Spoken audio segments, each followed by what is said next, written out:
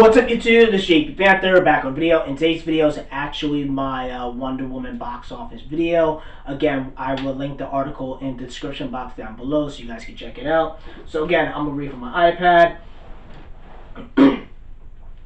This comes from Deadline.com. Again, we haven't done box office videos in a very, for a while. We did this last week, but I feel like it's very important for us to talk about it because I feel like it's very necessary. So this comes from Deadline. Wonder Woman 1984 weekend second box office drops 67% as HBO Max glitches continue. So again, I'm going to read the most important stuff. It says Warner Brothers theatrical release. HBO for the next 21 days it grossed 5.5 million.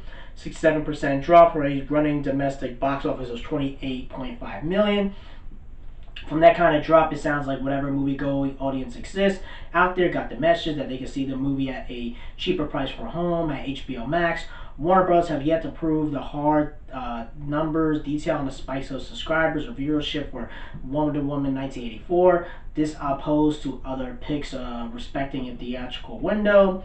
And despite the awful New Year's weekend, some picks weekend of 3-day with Monster Hunter and stuff like that, and showing that some movie-going habits haven't changed even with fewer people going. Saturday's daily box office for most of the top 10 was on average, and it keeps going on and on. Also, they talked about how Wonder Woman now is at 118 million worldwide. I mean, listen, I'm telling you right now, this is not good. I don't care what anyone says, man. We're going to go more in detail about it.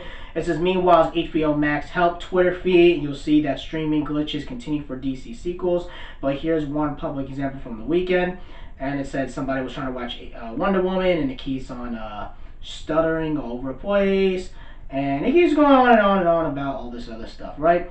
And also another thing as well, since we're on the same page, I also want to talk to you guys about Demon Slayer, because I feel like I need to talk to you guys about this, right? Because, you're my subscribers. I feel like it's really, it's I have to be honest with y'all, because again, you know me, I got to talk about the Demon Slayer, right? So Wonder Woman made 118 million, right? Right now, at least I've been reading on other, Twitter and stuff like that, whatever, I guess Japan, they put out their numbers. So Demon Slayer, supposedly, this is what I guess they put out. It's the highest grossing anime worldwide film of all time. Beat Your Name, Spirit Away, and all these other movies. Demon Slayer has now made 359 million worldwide. And if you don't know, it's about to, right now it's the 5th highest grossing movie of 2020. And it only needs 5 to 6 million more to beat Tenet. And once it beats Tenet, it will be the 4th highest grossing movie of 2020. And this is in the middle of a pandemic. So here's the thing, right? I gave you my review about Wonder Woman and stuff like that.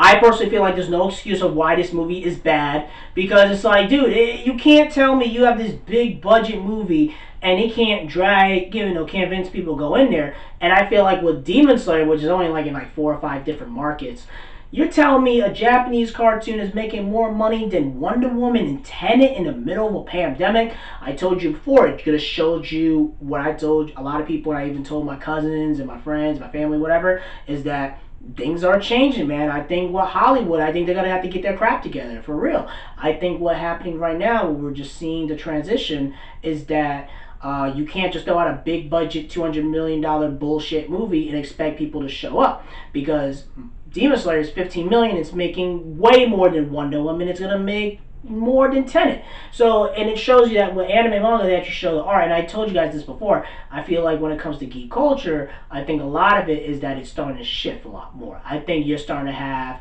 anime and manga trying to go after Hollywood and American entertainment, and also they've been doing so hardcore with the politics thing. They've been turning everything off. I feel like even with sports right now, I think people care more about the PS5 and Xbox than the NFL playoffs happening right now, or even the NBA, NHL, MLB right now. So you're starting to see the geek culture of society starting to shift.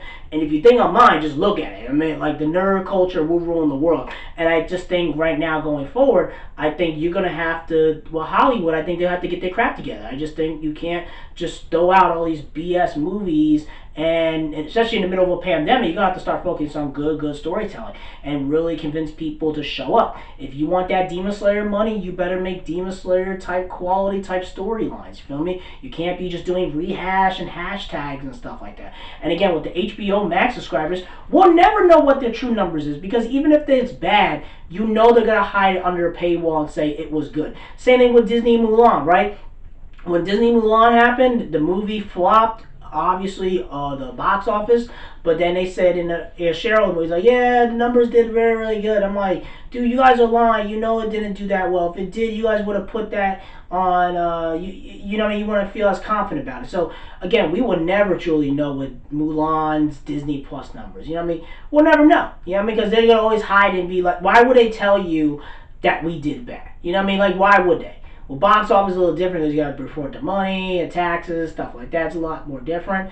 But when it comes to HBO numbers and streaming numbers, they can always hide and spin and say, oh, we had, 500,000 people subscribe. That made us a bunch of money. And I'm like, oh, no, wait, that makes no freaking sense. That means you didn't make any money. You didn't make any money. It's like, oh, we made money. So, again, it is what it is. Wonder Woman's a flop. Again, I'm going to probably do Wonder Woman box office. Because, again, there's not going to be a lot of box office stuff to talk about. You feel me? Like, that's one reason why I'm going to talk about Wonder Woman. And I'll probably talk about, like, when Demon Slayer beats Tenet. That'll probably be the last time I talk about Demon Slayer. Because, at least the box office-wise. Because after that, it'll just grow. And then whatever number happens after that, that'll probably be it. Again, once it beats Tenet, it'll probably be the last time I talk about Demon Slayer, box office wise. And again, that's pretty much it, guys. Tell me what you guys think about this box office. Tell me what you guys think about Wonder Woman. Do you think the HBO Max numbers did really, really good? I personally think they did average or very, very low what they expected, because they don't feel confident telling us the numbers. Or what do you guys think about the box office? I obviously knew it was going to flop once I heard how crappy the movie was. You feel me? It only took 1 week. And I think another thing as well, since we're on this topic, I feel like them releasing it 1 week before America was stupid as hell, because all you have to do is go on Twitter, on Instagram, or whatever it is, and ask people from overseas, was the movie good? And a lot of people said, no, this was dog crap, So, and again, all the show people and the media and the access people, again, they got to see it early. So the problem is, when you watch these other YouTubers that get to see the movie early, or these critics and stuff like that, if you watched before all this, they were saying this was the best DC movie ever made, it was fun, it was this and that, and then you watch it, it's complete dog crap. So, again, you can't listen to the people in front, because with me, I know I ain't gonna get those. Even if I get even my YouTube channel, if it ever gets big, I know I won't get those early access and stuff like that. And even if I did, I was gonna leave it 100. I'm like, listen, man, I'm gonna tell you, even if I did get out early access, I'm gonna listen. I'm telling you what it is, right? I gotta be honest with my subscribers. I don't care if you won't vote, you won't invite me in or whatever, you will not send me a check or whatever it is. And sometimes I'm going to be honest with you, a lot of people who get to see it early, they're going to be shilling like crazy. They're not going to give you an authentic, real opinion. They're going to give you a shilly, cookie cutter type answer. They're never going to tell you the truth. With me, I'm going to tell you the truth. I'm going to be authentic. I'm going to be real. And you might not like it. You may like it. But you rather at least have someone that tells you honestly, instead of someone being like, okay, do you trust these people who see the movie early and has like connections with the studio? Or would you rather listen to me, who has none of that connection, sees it with everybody else, and gives you an authentic, real opinion about it, an answer, and then you and your family or your people, your friends, decide to spend your money to go see this movie. So again, everyone has different points of view. That's just my point of view. Tell me what you guys think about this. Let me know what you guys think in the comment section below. Make sure you rate and like the video and subscribe. Make sure you subscribe to the channel. And peace. Have a great day and Happy New Year. And hopefully we have a great 2021. Take care.